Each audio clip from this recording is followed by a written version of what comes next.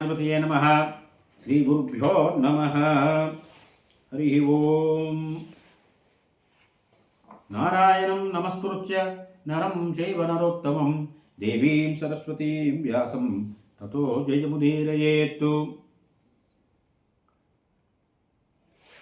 సభాభవనంలో రాజులతో, చక్రవర్తులతో, రాజర్షులతో, మునులతో, తపశ్శక్తి సంపన్నులతో, తన మంత్రులతో, పురోహితులతో, తన సోదరులతో కలిసి కొలువు తీరినటువంటి ధర్మరాజుని కలిసినటువంటి నారదుల వారు రాజనీతి శాస్త్రము, రాజనీతి ధర్మాలు బోధించారు. ఏమండి, బోధ వింటారు కదా, బోధ విన్న తర్వాత ఏం చెయ్యాలి? విని వదిలేటివేనా? ఒక ఆయన అన్నాడు, 2 చెవులు ఉన్నాయండి, ఓ చెవితో వింటాం, ఇంకో చెవితో వదిలేస్తామండి, ఇవన్నీ ఆచరణలో పెట్టడానికా అని. అందుకే ఇన్ని ప్రవచనాలు, ఇన్ని పారాయణలు, ఇన్ని అయినా సరే మార్పు వస్తున్నదా అంటే మార్పు రావటం లేదు. ఆచరణలో పెట్టం మనం. ఇవాళ ఈ వాట్సాప్లో వచ్చిన తర్వాత అన్ని వాట్సాప్లో పెట్టడం. ఎందుకయ్యా ప్రవచనం వినడం అంటే వాట్సాప్లో మెసేజ్ పెట్టడం, ఫేస్బుక్లో మెసేజ్ పెట్టడం. అందులో నువ్వేమైనా ఆచరిస్తున్నావా? అయ్యా వాళ్ళు చెప్పారు, నేను ఆచరిస్తున్నానండి, మీరు ఆచరించండి అని చెప్తున్నావా? అది ప్రశ్నించుకోవాలి. అది తెలియజేస్తున్నారు ఇక్కడ వ్యాసుల వారు. ధర్మరాజు ఇదంతా విన్న తర్వాత నారదుల వారి పూజ చేశాడు. పూజ చేసి వారి అనుమతి కోరాడు. స్వామి, మీరు అనుమతి ఇస్తే 4 విషయాలు తమ ముందు ఉంచుతాను అన్నాడు. అనుమతి తీసుకొని మాట్లాడారు పెద్దలతోటి. అప్పుడు అన్నాడు, భగవన్ను న్యాయవాహయితం యథావద్ధర్మ నిశ్చయం యథాశక్తి యథా న్యాయం శ్రీయతేయం విధిర్మయా. యథాశక్తి అన్నాడు ధర్మరాజు లాంటి వాడు. మహాత్మా, మీరు ఉపదేశించినటువంటి రాజధర్మాలు ఏవైతే ఉన్నాయో ఇవన్నీ కూడా యథార్థమైనటువంటి సిద్ధాంతాలు. ఇవన్నీ కూడా న్యాయసహితంగా ఉన్నటువంటివి. మీరు కూడా న్యాయానికి అనుకూలంగా ఉన్నటువంటి రాజధర్మాలన్నీ ఉపదేశించారు. వీటిని నేను యథాశక్తి ఆచరిస్తాను అని మాట ఇచ్చాడు. మనం అలా మాటిస్తున్నావా? ఏదైనా ప్రవచనం విన్న తర్వాత, అయ్యా రాములు వారు ఇలా ఉన్నారు, నేను కూడా అలా ఉంటాను అని చెప్తున్నావా? రామోదున్నామి భాషతే, పారాయణకి వస్తానంటాం, అయ్యా రావటం లేదండి అని ఏవో కారణం చెప్తాం. కారణాలు వస్తాయి. రాముల వారికి కారణాలు లేవా? అయోధ్య నుంచి వనానికి వెళ్లకుండా ఉండే కారణాలు లేవండి. ఎన్ని కారణాలు ఉన్నాయి? తల్లి వెళ్ళొద్దండి, మా నాన్న వెళ్ళమన్నాడు కానీ మా అమ్మాయి వెళ్ళొద్దండి, అది నేను వెళ్ళటం లేదనొచ్చు కదా. మొదటి షాక్ అయిపోయింది.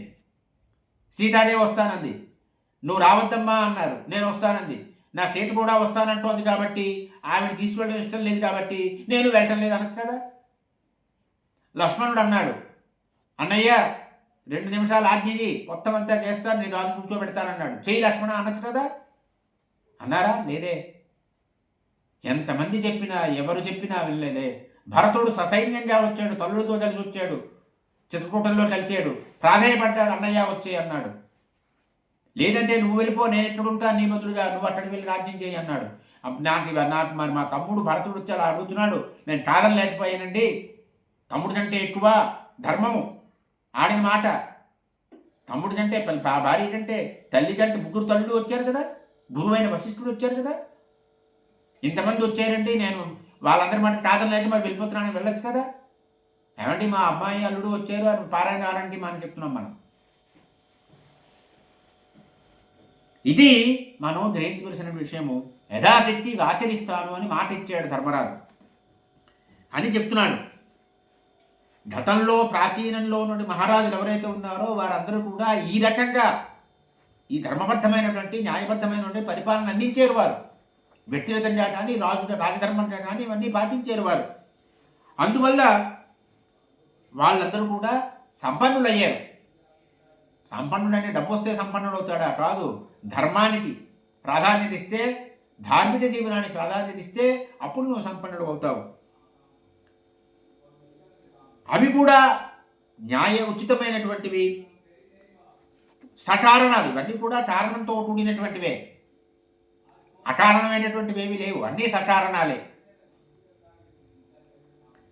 విశేషమైనటువంటి ప్రయోజనాన్ని అందించేటువంటివి, ఇందులో ఏమీ సందేహం లేదన్నాడు. అయితే మనసులో మాట చెప్తున్నాడు. మాకు కూడా అటువంటి ఉత్తమమైనటువంటి మార్గంలో వెళ్ళాలనేటువంటి అభిప్రాయం ఉంది, కోరిక ఉంది, కొనసాగాలనేటువంటి కోరిక ఉన్నది. అయితే మేము ఆ మహనీయులు ఏ రకంగా నియతాత్ములైనటువంటి మహనీయులందరూ ఎలా వెళ్ళారో ఆ ధర్మ మార్గంలో వెళ్ళేటువంటి శక్తి మాకు ఉందో లేదో మేము అలా ఆచరించడమో చెయ్యలేమో అని నేను సందేహపడుతున్నాను అన్నాడు. సిగ్గుపడ్డాడనమాట.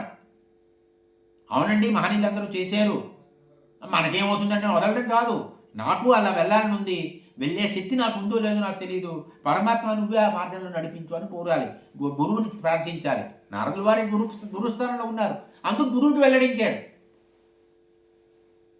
నాకు ఆ శక్తి ఉందా లేదా అనే సందేహాన్ని నాకు కలుగుతున్నది అని గురువు గారి దగ్గర చెప్పాడు.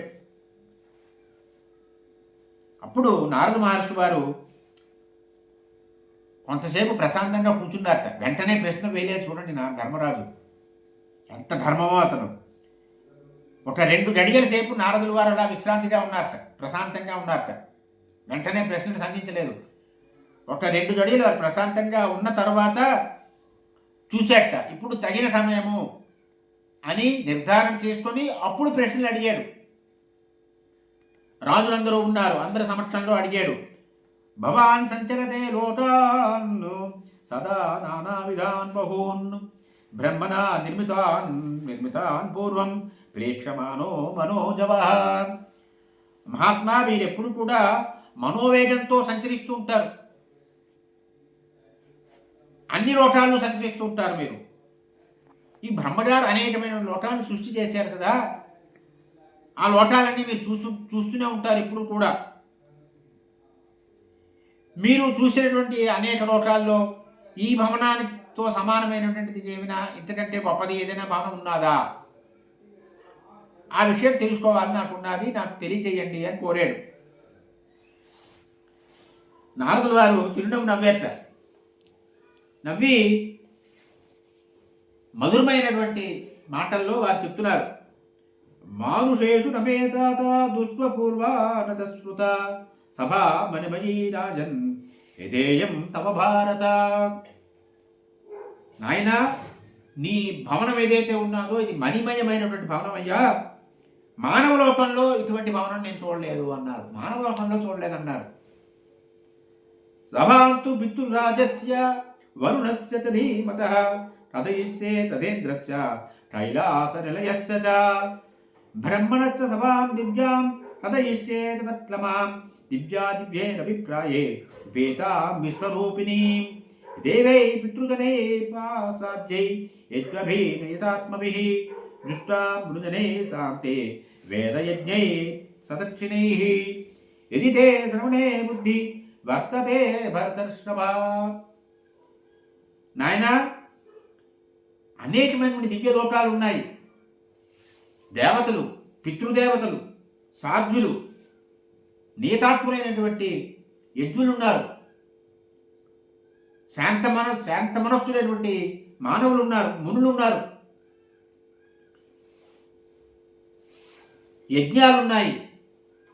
యజ్ఞం అంటే దక్షిణతో కూడి ఉండాలి. వాటి గురించి నీకు వినాలని ఉన్నట్లయితే నీ పితృదేవుడైనటువంటి యమధర్మరాజు గారి సభ, యమసభ, బుద్ధిమంతుడైనటువంటి వరుణ దేవుడి యొక్క సభ, స్వర్గాధిపతి అయినటువంటి ఇంద్రుడి యొక్క ఇంద్రసభ, కైలాస నివాస అయినటువంటి కుబేరుడు యొక్క సభ, బ్రహ్మగారి దివ్య సభ, వీటన్నిటి గురించి చెప్తానయ్యా అన్నారు. ధర్మరాజు తన సోదరులు, బ్రాహ్మణులు అందరూ ఉన్నారు. అందరితో కలిసి నారదే నేమముట్టస్తు ధర్మరాజో యుధిష్ఠిరః ప్రాంజలి భ్రాతృభిః సార్ధం తైచ సర్వే ద్విజోత్తమైః నారదం పృచ్ఛువాదేదం ధర్మరాజో మహామనాః సభాపతేతా సర్వ శ్రోతుమిచ్ఛామహే వయం. ఎలా అడగాలి మహర్షుల్ని, పెద్దల్ని, గురువుల్ని అంటే ధర్మరాజు గారు చూపిస్తున్నారు. ఇదే ధర్మాచరణ, ధర్మోపాసన. అందరితో కలిసి నమస్కారం చేసి ప్రార్థించాడు. మేమందరం కూడా ఈ దివ్య సభల గురించి వినాలనేటువంటి కుతూహలంతో ఉన్నాము. మీరు మా యందు అనుగ్రహించి ఆ దివ్య సభల గురించి వివరించండి అని కోరాడు. ఆ దివ్య సభలు ఏవైతే ఉన్నాయో అంటే బ్రహ్మచారి సభటాని, దేవేంద్రుడి సభటాని, కుబేరుడి సభటాని, వరుణుడి సభటాని, యమధర్మరాజు సభటాని, ఈ సభలన్నీ కూడా ఎటువంటి ద్రవ్యంతో నిర్మించారు, పొడవెంత, వెడల్పెంత, ఏమంటే గణితశాస్త్రం ఇవాళదా, ఆనాటి నుండి పొడవెంత వెడల్పెంత అని అడుగుతున్నాడు ధర్మరాజు. బ్రహ్మదేవుడి సభలో ఎవరెవరు బ్రహ్మగారిని సేవిస్తూ ఉంటారు. ఇక దేవరాజు అయినటువంటి దేవేంద్రుడి యొక్క సభటాని, యమధర్మరాజు గారి సభటాని, వరుణదేవుడి సభటాని, కుబేరుడి సభటాని, ఎవరెవరు ఆ దేవతల్ని సేవిస్తుంటారు, కుబేరుణ్ణి, ఇంద్రుణ్ణి, యముణ్ణి ఎవరు సేవిస్తూ ఉంటారు. మేమందరం కూడా మీ నుంచి, మీ ముఖారవిందం నుంచి ఈ విషయాలన్నీ తెలుసుకోవాలని, యథోచిత రీతిలో తెలుసుకోవాలని ఉంటున్నాము, కుతూహలంతో ఉన్నాము అని అడిగాడు. అప్పుడు క్రమేణ రాజన్ దివ్యాస్త శ్రూయంత మిహన సభ అన్నారు నారదుల వారు. నాయనా, క్రమంగా నీకు ఒక్కొక్క సభాభవనం గురించి తెలియజేస్తానయ్యా అని నారదుల వారు ధర్మరాజుతో చెప్పారు.